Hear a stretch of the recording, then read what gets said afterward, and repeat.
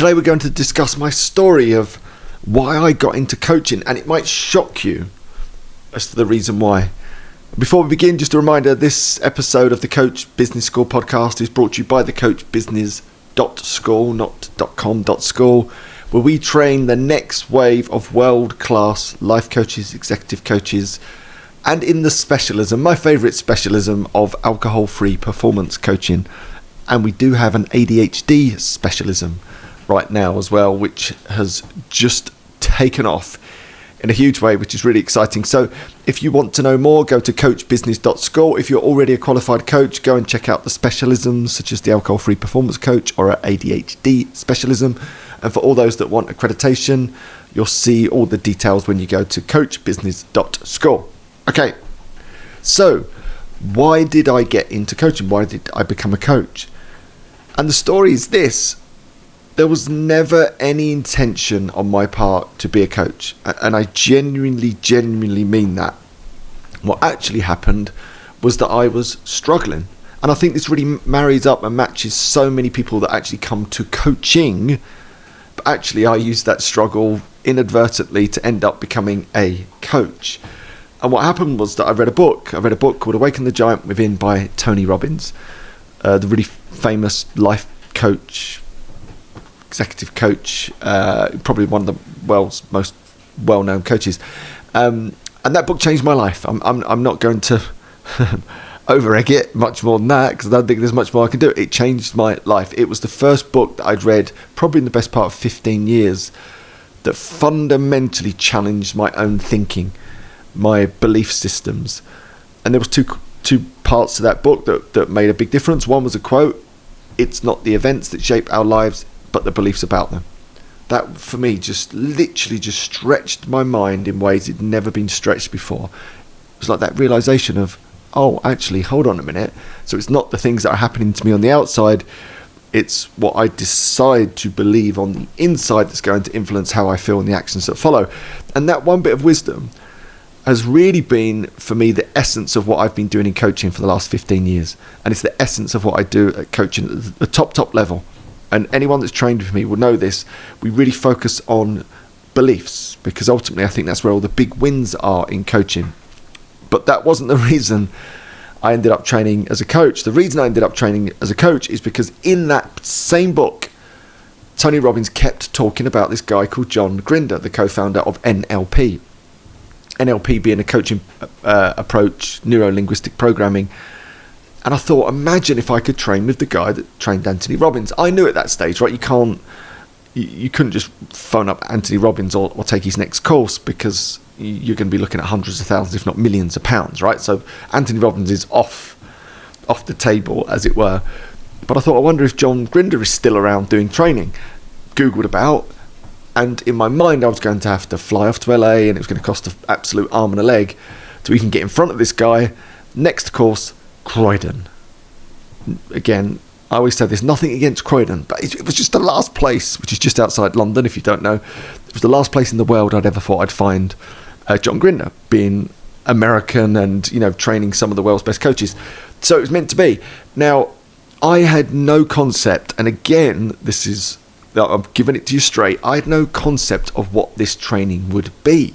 I just knew he was going to be delivering it. I was so new to all of this, right? I wasn't in the personal development space, wasn't in the coaching space. I just read one book. That was it. But I was so inspired by that one book that I thought, I've got to try and learn more about my brain. I just wanted to, lap it all up, as it were. So I took this course and I turned up. And it was, again, all the stars have to align sometimes, don't they? For me, I just stepped down from my big city career, and I was on a period of gardening leave. Gardening leave being where they pay you to not work, because they don't want you to start the rival firm. So I had a bit of time, which was great, which happened to fall at the moment that Grinder was overdoing his training. So it was like the stars aligned, right? I had the opportunity to go, turned up, and I remember walking in, and the lady sort of said to me, like, "How you doing?" And I think she could tell that I was so out of my depth with it, right? I just didn't really know what it was all about. And I made a bit of a connection with her, and I said, like, "What is this?" And she burst out laughing and said, "You don't have a clue, do you?" I was like, "Actually, no, I don't. I don't even know what we're going to be doing. Like, how's it going to work?" She went, "Well, it's a practitioner course, NLP practitioner course. Still, I'm like dumbfounded, don't even know what that means, right? Well, she's like, it's a life coach qualification.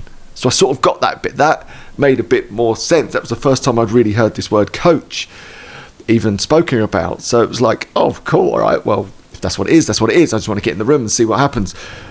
And of course I got in the room, and my life again was transformed by the learning. 10 days with John Grinder, right? This absolute world-class expert taking us through all of the insights from, a coaching approach that he'd co-created with a guy called Richard Bandler. I felt so grateful to be in that room, and again just stretched my mind in ways that had never been stretched before, because up until that point I was so entrenched in my thinking, right? I was the traditional city go-getter type.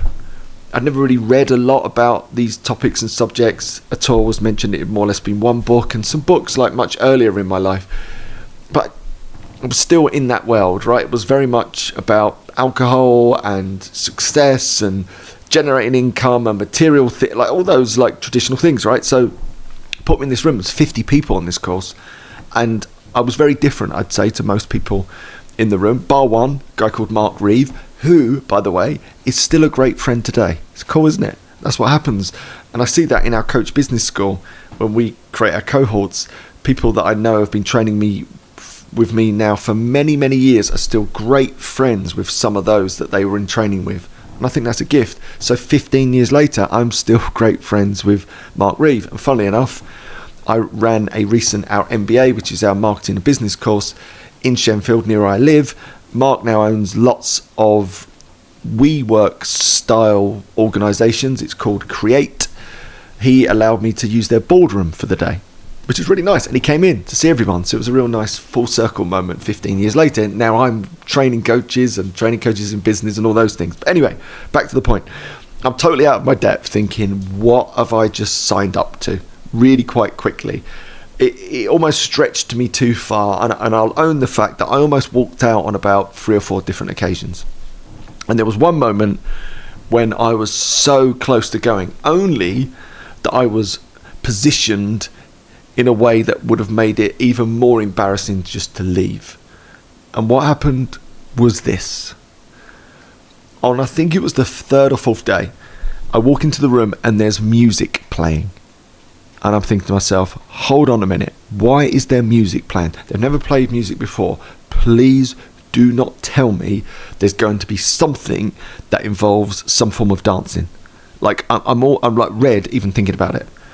And of course, of that 50 people, already there were those wonderful carefree characters that were already moving their bodies, like dancing. And I was just like, no, don't encourage them to think this is a good idea. And it gets worse. Sure enough, out comes John Grinder, right, with the announcement. Right, imagine this. Here I am, this sort of city broker type, entrenched in that world. I've literally read one book, step into this room, 3 days later, I'm stretching my mind in all sorts of ways. And now John Grinder announced to the group, what we'd like you to do for the next few minutes is free form dance. Are you having a laugh? That's all I could think. Are you having a laugh? Now, again, where I was positioned, I was almost hemmed in. I couldn't escape. And then it started, right? Everyone's moving, apart from me. And I'm completely bright red. You could have fried an egg on my forehead. And I couldn't physically move. I was like a fridge magnet, if you can imagine. Just sort of wherever I went, my limbs were sort of just stuck. Oh God, I'm even embarrassed even thinking about it. What an absolute shocker. My whole body was completely shut down. And it was torturous. 3 minutes, and I just thought, I'm leaving. Right, that's it. That is definitely the final straw. This is too much for me. I'm not right for this. This is not for me. And then Grinder came out with a punchline. And it was the punchline that saved me in many ways, because I genuinely think I'd got to the break and I would have gone and none of this exists, right? And my life would have been forever poorer for the fact had I walked out of that training room that day. So thankfully I didn't, because the punchline was this. Grinder said, it's really interesting, looking straight at me in my mind, that we can give you a cognitive task, something relatively straightforward, such as freeform dancing, right? Because everyone can move their body. It's not difficult, is it? Just even if you're throwing your limbs, randomly around. And for some of you, the mental task physically shut down your body. You couldn't move. It was like you were a fridge magnet, again, looking straight at me. And I thought, in amongst the sort of frustration and like, I've got to get out of here, that's so true. It's so true. I physically couldn't move my body. Yeah, of course I can move my body. I was a professional athlete. And with no one in the room, I can throw some shapes like the worst of us. But in this moment, I just couldn't move because I'd let my mind completely dominate my body. My mind was full of, I shouldn't be doing this, it's a complete joke. Like, what on earth am I doing? I can't blooming dance regardless, let alone in front of 50 people. Like, all of that stuff, right? Physically shut down my body. So actually, there was a real point to it. It was a point to show how powerful the mind is to our body. And it really hit home to me because it was so powerful for me. I physically couldn't move. Which for me, actually, I sort of took it the right way as it was intended. And it was a really good life lesson. The power of the mind. And it was just enough for me to stay past that break and then stay long enough for the next 10 days to absorb it all. And by the end, as we graduated, I was like the sort of number one student in terms of my loving of the course. I just couldn't get enough of it. Brilliant. Genius. But it doesn't end there. But I still wasn't meant to ever be a coach, right? This is the thing. At the time, I was running my own brokerage, financial brokerage. So this coaching thing wasn't a coaching thing. It was a self-development thing. And I learned that for a lot of people. I think a lot of people that train with us, well, about at least 50% do so just for self-development alone. And I would say, hand on heart, training as a coach, or the way that we train coaches, is the greatest self-development course you will ever take. It is worth every penny for the self-development alone. And I think if you can bring that mindset to your training, then you can't lose, because you'll get all that incredible self-development. And then if at the end of that you turn it into a business of sorts, every single penny is a bonus. That's the best way to look at coaching. It's the best self-development course you'll ever take, as it was for me. Changed my mind in so many different ways.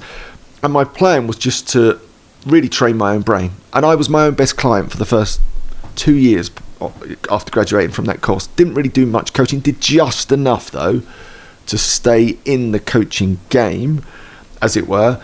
But it was electric to my personal insight, to my career, my habits, my behaviors, my awareness. Literally my life started to take off in so many different directions. Business grew 7 times bigger in half the time. I quit alcohol in an industry that was completely awash with it, and it was holding me back. I quit alcohol. Mega. I transformed my nutrition from meaty to plant-based. Like, my awareness of who I was and getting to know thyself was just at a completely different level. I started to become the dad that I wanted to be, the husband that I wanted to be, the boss that I wanted to be. I started to coach all of my team to better performance. I just thought, this is rocket fuel. And again, still I had no intention of doing anything with this other than coaching myself and coaching those near and dear to me, as it were. And then, I just hinted at it there, that alcohol-free adventure that I mentioned became such a big part of my life. It was like this superpower that I'd unlocked on top of the mental superpower that was coaching. And the combination of those two things, physiologically and psychologically, was just like a superpower. There's no better way to describe it. And I thought, there's got to be more people out there like me that weren't addicted, that were in the middle lane, so average style drinkers, that would benefit from taking a break from alcohol and training their brain. The combination of those two things just been so amazing for me. And I was so inspired by that, I decided to write a little book, ebook that went out into the world. And when I say ebook, it literally was a Word document saved as a PDF, put on a website, download it. 50,000 people all over the globe started to come back, really resonated with that story, which then gave me an idea. I wonder, can I use my coaching skills now to help inspire people to take a break from alcohol, train their brains, and create this like superpower in their life? And so I did. And that started to snowball. It was, again, never meant to be a thing. I had this busy city career that was very, very full-time, 10, 12-hour days, pretty much every day, plus then your travel up and down to the City of London. But the energy I got from coaching around the edges of that business and coaching within it was like nothing I'd experienced before. And again, being alcohol-free gave me lots of time back that I didn't have before. So I started to nurture and grow this thing around the edges. That book became an online challenge and community which started to grow. Appearances on the world's biggest stages, podcasts, all of that happening whilst I was running the brokerage. I mean, doing podcasts in broom cupboards because I didn't want the lads to know. Like, this is the story, I think, probably of most successful coaches, right? It's not this sort of linear thing very often. It just sort of happens, and maybe like me, you stumble into it just for the self-development alone. And again, you cannot lose if you take that mindset. Then you utilize it in your own life and go, this is rocket fuel. I've got to give this to other people somehow. And then what happened was that fast forward 4, 5, 6, 7, 8 years. So 8 years later, after that first course, I'd gone back to university twice part-time, done a degree and then a master's degree in positive psychology and coaching psychology, alongside nurturing and growing all these different initiatives and businesses, all part-time alongside this busy career. I reached that incredible point that I never ever thought I would reach, where I had a decision to make, because I couldn't actually do both things. I couldn't run the brokerage and I couldn't do the coaching businesses and initiatives. I just couldn't do both. Up until that point I could, and then it was actually starting to make me sick, is the truth. I was completely stressed out. I had no time. It was 100% of time was either devoted to the broking career or coaching in the end. I couldn't do both, and coaching was growing all the time, so something had to give. So I was faced with that incredibly daunting, frightening choice to walk away from the world of broking, which I never really ever thought I'd do. If you look at that industry, barely anyone ever leaves at the height of their career. Barely anyone ever does that, because you work the whole time to get to that point, and that's when the wheels really start to turn. I was at that point, and I walked away from some big numbers to pursue the dream, right? To live a meaningful, energized life. I thought, I've got one life, I've got one energy force, let's go and try and utilize it to do some good in the world. Whilst I loved my career of broking and all the people within it, it didn't fill me with meaning and purpose. It felt selfish in some ways. It was great at generating income. Outside of the teams and whatnot that I was involved in, it didn't really help many people. Actually, Tara and I just reflected, my wife, on this morning. She said, I'll never forget you saying that I'm adding no value. I'm adding no value to anyone's life. That was a bit extreme, but not far off. So I took the plunge into coaching full time, and I've never looked back since. In many ways, it's been that wonderful roller coaster of challenge and insight and reflection and successes and many failures in there. Don't get me wrong, because that's part of being an entrepreneur and a business person. That's part of the game, right? But you're learning, iterating, growing all the time. And then that blossoms into lots of different concepts and ideas. One-to-one coaching, group coaching, executive coaching, creating apps, creating challenges, documentaries, you name it. I've done it, retreats. We're just back from our incredible Ibiza retreat. More books. All of these wonderful things are born out of that courage 15 years ago to step into that training room and learn the skills of a coach. So I just wanted to share this with you today, a bit of the backstory. And here I am recording this right in my little garden, in my office in the garden, or the Shomra, which is Irish for room, feeling so grateful, feeling so joyous that I don't have to do that old career, which was 10, 12 hours stuck at a screen. I'm always outside, I'm hiking and swimming, and I've got this complete freedom, which I really crave. And I really believe what we do and the work that we do really adds value to a lot of people's lives. And the initiatives that I've been involved in and the coaches that I've trained, collectively, we're reaching millions of people. Millions of lives transformed, as opposed to just a handful. What a difference that is, what a gift. And I think that's open to all of us when we step into the role of becoming coaches. Whether, again, we're just more radiant in our own network, or we use the skills to level up our professional career, or help our own families, or we start movements or initiatives or concepts or podcasts that might help 10,000 people, 100,000 people, millions of people, and collectively we're moving the needle in millions of people's lives. What an absolute gift. And I know, and I said this again to Tara today, like when we get to the end of our days, of course we will, we don't know when that's coming, we'll both be able to look each other in the eye and go, at least we had a go at it. At least we tried to add some value. We gave it our best. We went out swinging. And I think there's not many people that can say that in truth. I think lots of people carry those regrets all of their life because they stay stuck. And coaching for me is a fast path to freedom, meaning and purpose. So I'm forever grateful that my coaching adventure, albeit unexpected, unfolded. And hopefully that's some interesting hearty bread for you and your coaching adventure. Until next time, your coach, Andy. And don't forget, if you want to come and train with me, if this is all new to you and you're thinking maybe I could give that a go and take the world's best self-development course, which is to train as a coach, go to coachbusiness.school. You'll find all the details there. And if you're already a coach, go and look at some of our coaching specialisms, including the alcohol-free performance coach, my top #1 specialisms, and now we have our ADHD coaching specialism as well. Keep rocking it on your coaching adventures. I shall see you soon.